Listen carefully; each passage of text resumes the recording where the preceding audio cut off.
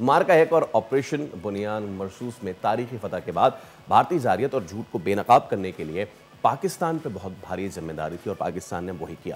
Dossier جاری کر دیا ہے. اس ڈوزیئر میں آپریشن بنیان مرصوص میں تاریخی کامیابی کے ناقابل تردید شواہد بھی شامل کر دیے گئے. یہ مناظر بھی آپ دیکھ سکتے ہیں. بالکل اس وقت سکرین پر ہم فوٹیجز بھی پیش کر رہے ہیں ایویڈنس کے طور پر جو شواہد سامنے رکھے گئے ہیں. 2 ڈوزیئرز ہیں جو کہ سامنے رکھے گئے ہیں. اور اس سے پہلے بھی اوور دا ٹائم ہم نے دیکھا ہے کہ پاکستان کی جانب سے بارہا ڈوزیز کی صورت میں شواہد پیش کیے گئے ہیں کہ کہاں کہاں حملے کیے گئے اور جو حملے کیے گئے ان میں جو بعد میں جو ملبہ یا ڈیبری اٹھایا گیا ہے ان پلینز کا, چاہے پھر وہ میزائلز کا ہو یا سو آن ڈرونز کا ہو, وہ بار بار پاکستان اس سے پہلے بھی پیش کر چکا ہے. 2019 میں بھی ہم نے دیکھا کہ کیا ہوا تھا جب ہم نے ان کا ایک جہاز گرایا. جہاز کے ساتھ ساتھ ان کے ابھی نندن بھی ہمارے پاس آئے چائے پینے کے لیے, تو وہ بھی ہم نے ضرور ہی اس کے ایویڈنسز دکھا دیے تھے. اینڈ یٹ اگین بٹ بات وہی کی وہی ہے. جب آپ بات کرتے ہیں کہ جی پہلگام میں ایسا ہوا, Pakistan is still waiting where is the evidence. We are again and again asking کہ بھائی وہ ایویڈنس کہاں ہے. سب سے بڑی چیز یہی کہ جو بارہا کہہ رہے ہیں کہ جی it was a terrorist attack from Pakistan, تو سب سے پہلی چیز یہ ہے کہ اس کا جو روٹ کاز ہے, جو سورس ہے, اس کا ہی انڈیا ابھی تک ایویڈنس نہیں دے سکا ہے. تو باقی تو پھر کیا ہی معاملات ہیں. اچھا, بھارتی جارحیت کے جواب میں پاکستان نے جو ہے صرف ملٹری ٹارگٹس کو ہی نشانہ بنایا, جو کہ آپ دیکھ سکتے ہیں. اور جبکہ دوسری جانب 2 دن پہلے سعدیہ انٹرنیشنل میڈیا جب گیا ہے آزاد کشمیر میں, تو وہاں پہ انہوں نے جا کے انٹرویوز کیے جس کو ہم ابھی کچھ دیر میں دکھائیں گے بھی.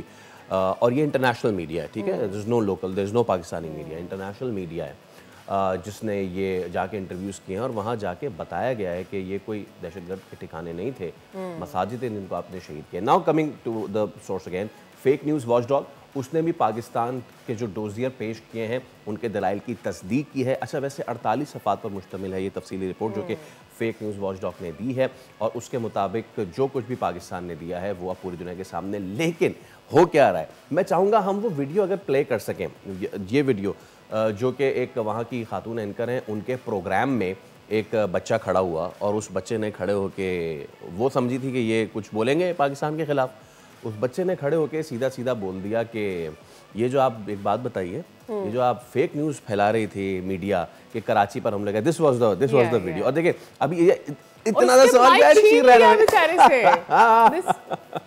she just ran away. اچھا, ویسے ان کے جو آئی پی ایل نے نا ایک نئی چیز کی تھی, اس نے اسٹیڈیمز میں شور کو میجر کرنے کے لیے ڈیسیبل کاؤنٹ لگایا تھا. میں چاہتا ہوں کہ ان شوز پہ بھی نا وہ ڈیسیبل کاؤنٹر لگایا جائے تاکہ جو ان کے اینکرز ہیں ان کا شور ہم دیکھ سکیں کہ یہ کس لیول تک جاتے ہیں اور کس لیول تک چلاتے ہیں. لوگ, ان کے جو عام عوام ہے وہ خود یہ پوچھ رہی ہے کہ وہ جو کراچی پہ جو فتح کی تھی آپ نے, کہاں ہے.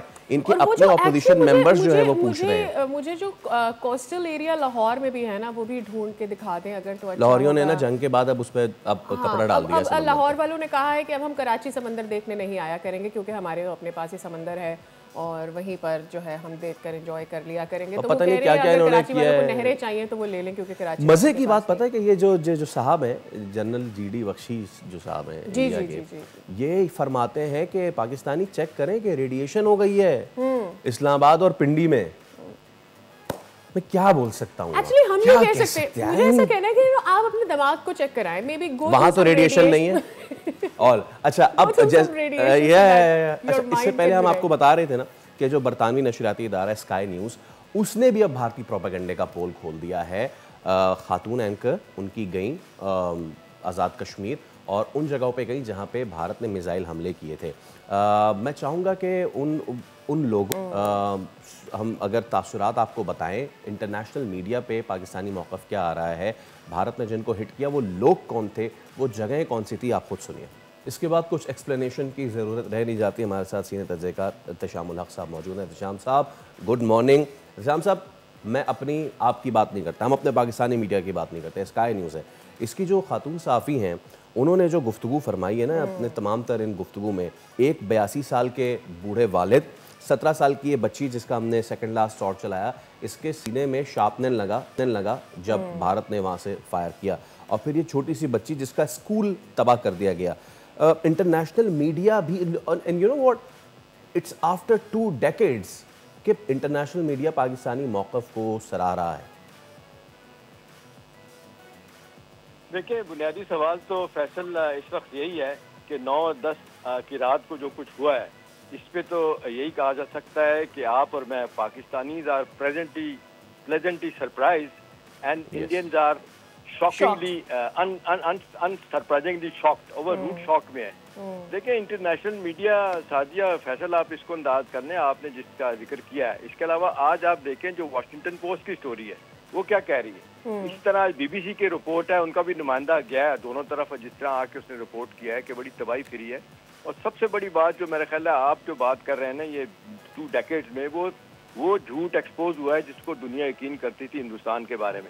अब लोगों ने कहना शुरू कर दिया। इवन आप देख लें कि आपने बरतानिया के सेक्रेटरी खारजा भी होके गए हैं, उन्होंने क्या कहा है कि India has failed to provide any proof of this Pahalgam. एक दूसरा, सब दुनिया ये कह रही है कि जी पाकिस्तान की इस बात में वजन है कि आप इंडिपेंडेंट इंक्वायरी करवाएं। और फिर तीसरी बात है कि अब उनके अपने लोग ही कह रहे हैं, 2-3 दिन पहले उनकी फॉरेन मिनिस्ट्री का स्पोक्समैन कहता है कि अभी तो तहकीकात जारी हैं।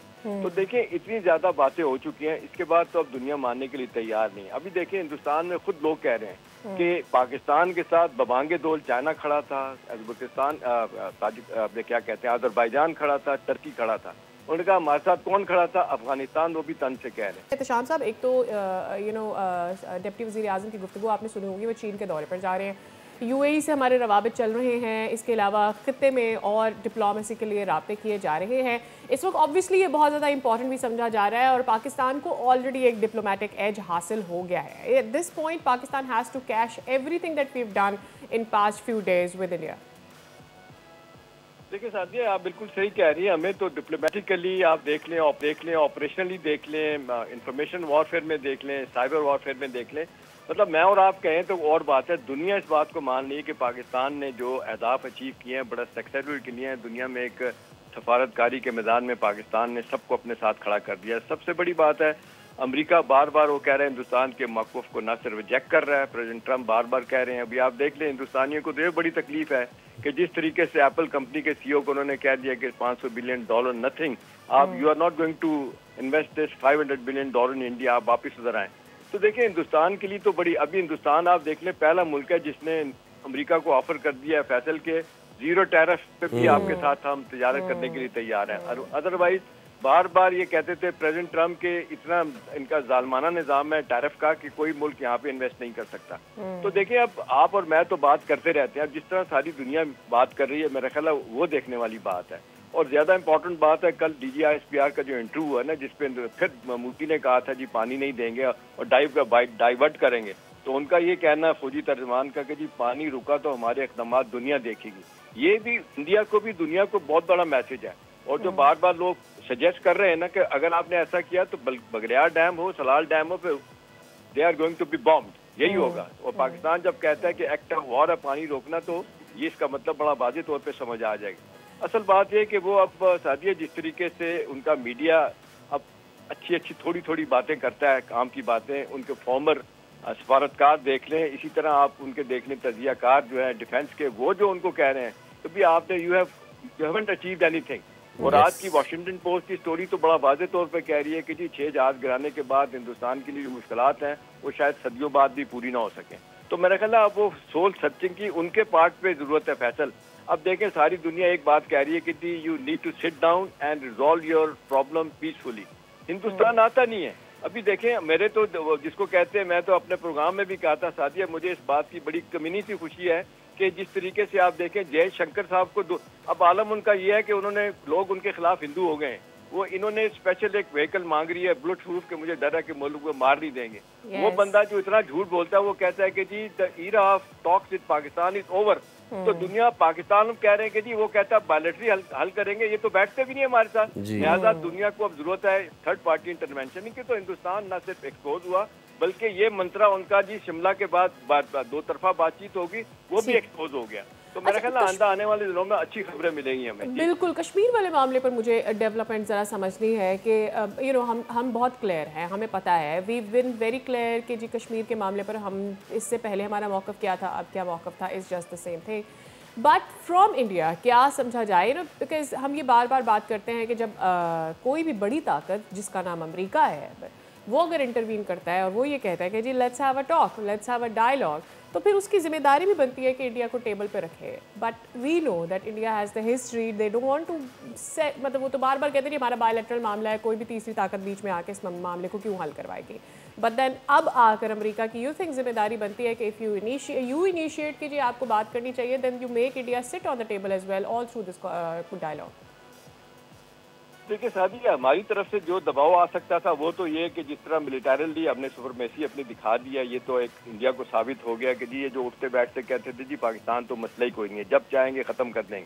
اب یہ اونس انٹرنیشنل کمیونٹی پہ آ گیا ہے، اور اچھی بات ہے کہ ان کو بھی ریئلائزیشن ہو گیا، یورپین یونین ہو، امریکہ ہو. اور پھر آپ دیکھ لیں جس طرح سعدیہ روس کا اور چائنا کے اس حوالے سے کنورجنس آف انٹرسٹ ہوا ہے نا، اب وہاں پہ انڈین میڈیا میں یہ بڑی بات ہو رہی ہے کہ جی روس جو ہمیشہ ہندوستان کے ساتھ کھڑا رہا ہے، اس دفعہ ان کی طرف سے کسی نے کوئی بات نہیں کی. خاص طور پہ سرجی لاوروف جو فارن منسٹر ہیں ان سے گلا کر رہے ہیں. تو اس وقت تو ہمارے لیے تو یہ آئیڈیل سچویشن ہے سعدیہ کہ اس وقت انٹرنیشنل کمیونٹی کو ہم بتائیں کہ یہ بہترین موقع ہے، اور یہ کہ یہ اگر آج نہیں ہوتا یہ کبھی مسئلہ حل نہیں ہوگا. تو نتیجتاً ہندوستان کو فورس کیے چلے جائیں. ایک طرف سے تو ہم نے جو دباؤ ڈالنا تھا ڈال دیا. اب ہندوستان پوری دنیا کو احساس ہو گیا ہے، اور آپ دیکھ لیں جس طریقے سے پینک میں کہیں یا عقل مندی میں کہیں امریکہ نے کہا کہ جی جنگ بند کی جائے، اور دنیا بھی اب یہی کہہ رہی ہے کہ جی انہوں نے خود ریکویسٹ کی تھی جنگ بندی کے لیے مودی نے. تو اس کے بعد یہ ہے کہ بہت ہی شدید دباؤ میں ہندوستان کی لیڈرشپ. اب دیکھ لیں جس طریقے سے راہل گاندھی ہو، ان کی سیاسی ساری جماعتیں ہوں، ششی تھرور ہوں، وہ سب لوگ کہہ رہے ہیں کہ جی ہندوستان نے کھویا پایا کچھ نہیں ہے. تو میرا خیال ہے ہندوستان ہماری نہ بات سنے، اپنے لوگوں کی سن لے. دوسری بات یہ کہ اس وقت انٹرنیشنل کمیونٹی میرا خیال ہے جس طرح رول پلے کرے، یونائٹڈ نیشن کے سیکرٹری جنرل نے بھی پرسوں یہ بات کہی ہے کہ they need to sit down and resolve their issues peacefully. تو میرا خیال ہے اب لگ رہا ہے کہ یہ جو ایک عرصے سے ہم کہہ رہے تھے کہ ہندوستان جھوٹ بول کے کہ جی بائیلیٹرل، پھر جب ہم نے کہا کہ جی ٹھیک ہے اگر آپ شملہ کو ہم بھی اس کو سسپینڈ کر سکتے ہیں جس طرح آپ نے انٹر واٹر ٹریٹی کو کیا، تو میرا خیال اب دباؤ اس طرف جا رہا ہے. ہم Absolutely, but there has to be, Ehtisham sir, there has to be an end to this. Subscribe کریں اور بیل دبائیں تاکہ کوئی خبر رہ نہ جائے.